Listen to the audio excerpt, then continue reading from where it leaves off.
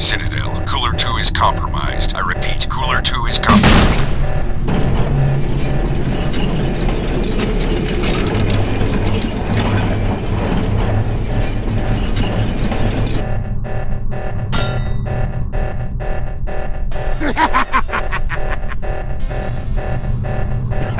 Big cojones to stand there after seeing me deal with the syndicate pig, Waster. Big cojones, or a big mistake. Unfortunately for you, the only big you'll be is a big mess. Be assured of that. The million-peso question is, will it be the radiation that melts you down, or this big-ass tank? Personally, Waster, my money's on this big-ass tank. Big mouth, too. I like that. But I'd choose my words more carefully if I was you, Waster. Not many people come face to face with a coyote. At least, not many who survive to talk about it. Yes, you see, our ancestors told tales of selfish fire beings, stood high upon the mountaintops, hoarding the power of fire for themselves, for fear that man would learn its use and become as powerful as they. As the story goes, it was but a lowly coyote, underestimated and unnoticed, that was able to sneak into the fire beings' camp, stealing the power of fire from their tight-fisted clutches, and sharing it with the helpless people below. For this transgression, the fire beings singed the tip of the coyote's tail, but the people, they now control the power. You see, we master this, man. We call ourselves coyotes as well. And your country, well, I'm sure the irony of this big smoking crater being the land of the fire beings is not lost on you, Waster. We coyote travel into the red scorched depths of the cooler, where other men dare not tread. We take from it the weapons and supplies that your American military has ordered for itself, and distribute them to our servicemen brothers, so that our power and influence might reclaim this land. As for our masks, let's just say that the extreme radiation down here has not been so kind to the structure of the face. So hasty unto death. Very well. We coyotes have never been ones to waste an opportunity for a good fight. Let us exchange blows, little Waster, and we shall see who splatters first. Adios, Waster.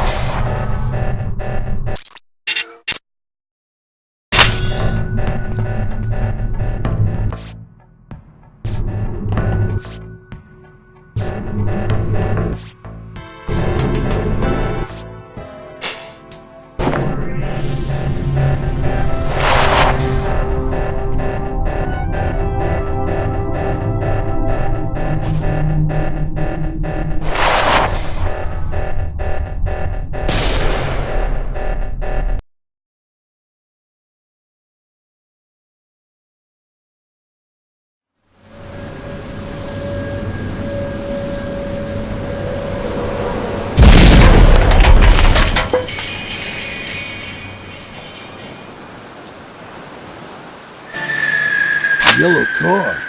Just like our informant said. You took down the SOB in this cooler too? Wow. Then it really is you. The new skeleton army's been keeping tabs on you, Waster. Yeah, you probably heard us in that radio broadcast we get out here. We're a group of freedom fighters, dedicated to keeping the booze flowing and the good times rolling.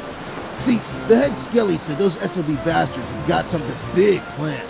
Something that could put an end to our way of life. You know, getting loaded and shot at a whole bunch. The good life. Well, not very many people have talked to the head skelly himself. Truth is, the new skeleton army's a real loose network of wasters. Chances are you've talked to a few of us already without even realizing it. I probably have too, but with the booze I'm downing, I hardly recognize anything these days. Head Skelly says the anonymity saves our organization from the loose lips our reckless lifestyle tends to breed. Speaking of, the only way of identifying one another is by our secret password. Beef, booze, and bruises. Hell yeah, the 3 B's. All you need in life. Look, pal, word on the wire is that the head Skelly is real impressed with the work you've been doing. Now, I don't know much about the man himself, but the kind of people he's got working for him, I'm sure he could give you a real primo life in the waste if you play your cards right. We got a couple of us stationed at the Oni. Come on by. We might have some work for you to do. Alright, good luck, Waster. And remember, beef, booze, and bruises.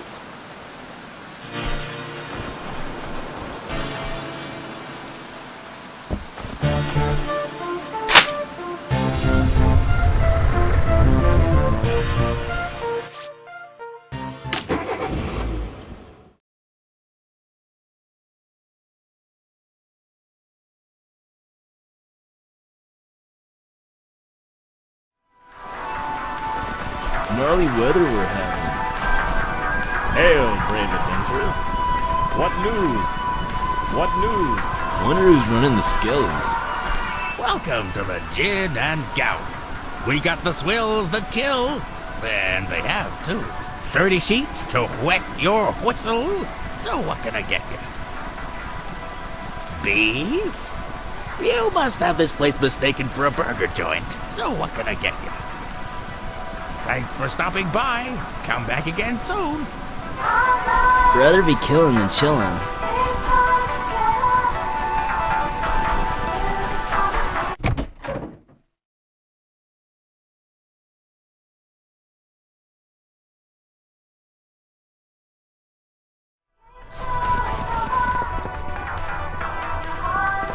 I wonder who's running the skellies. This here problem shared is a problem halved. Or in this case, reduced by 2/3.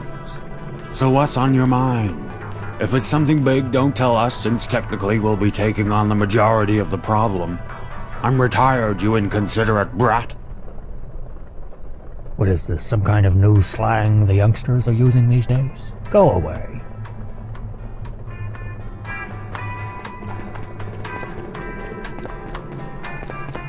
It's a real dog-eat-dog world out there, so I prefer to stay inside. Ah, the driver of the yellow car. You've been making a name for yourself amongst us skellies, kid. Though nobody can really seem to agree on exactly what that name is, with all the descriptions of you floating around, you'd think they were talking about completely different people or something. Anywho, word going around the network is that the SOB are planning something big. We keep getting reports of some cure they're trying to deploy out here. We don't know exactly what this cure is yet, but given the SOB's penchant for blowing away boozers, we aren't exactly itching to find out. That's why the head skellies decided it's time to find the Mulligan. Let me explain. Before the bombs fell, the two big players in the American tech industry were Alistair Hubbard of Alistair Research Labs and Sid Johns of Innovatrix Business Solutions. While the Soviets and the Americans were out nuking each other in the nuclear arms race, Alistair and Sid were scrambling in a race to take the lion's share of the personal computing market with the Alistair 6 and the Concorde PC. In the end, the Concorde won out, putting Sid Johns and Innovatrix Business Solutions in the limelight, while Alistair Research Labs and its Alistair 6 were left to fade into obscurity. That's when Alistair Hubbard quietly began development on a new project, a project he called the Mulligan. Nobody really knows what this Mulligan does, as Alistair kept the project shrouded in utmost secrecy. But it's said he was heard calling it a device so powerful, it would give the West a second chance. It's possible, but Alistair put his reputation and fortune on the line for the Mulligan, and Alistair wasn't one to take his reputation lightly. The prevailing theory is that Alistair was developing some sort of superweapon, something to deprecate the nukes of the nuclear arms race, something to give the West a second chance at being the world's sole superpower. A device that powerful, well, let's just say that Skelly wants to make sure it doesn't fall into the wrong hands. Better yet, he wants to use it to drive the SOB out of the Western Wastes once and for all, to give the Western Wastes a second chance. Oh, it's real, and we know where it is, mostly. You might have already figured this out, but Alistair Hubbard was also the creator of the cooler evacuation colonies. Alistair was above all else a man obsessed with self-preservation, and when the coolers were built, he had one made specially for his own use. It was in his personal cooler that Alistair had the Mulligan developed. Problem is, nobody quite knows where Alistair's cooler is located. Well, we've got two options. The first is that we find some way to hack the Cool Air network. It would take some technical wizardry, but the junk dogs might be of use there. The second way is that we ask the bees to scout the waste for us. The Cool Air Network, or CAN, is a network that connects all of the coolers to one another. It was designed as a system for cooler mates to communicate with each other, both within their own coolers and with cooler mates in other coolers. The plan is to hack into the CAN and mine the data off the cooler servers to try to deduce the location of Alistair's cooler. The problem is, we'd need an Alistair Turbobot modem module to connect to the CAN, and according to our new Skelly informants, the only people who'd even know where to look for a thing like that are the junk dogs. The junk dogs are a band of scavengers based in the Junktown district of Angeles.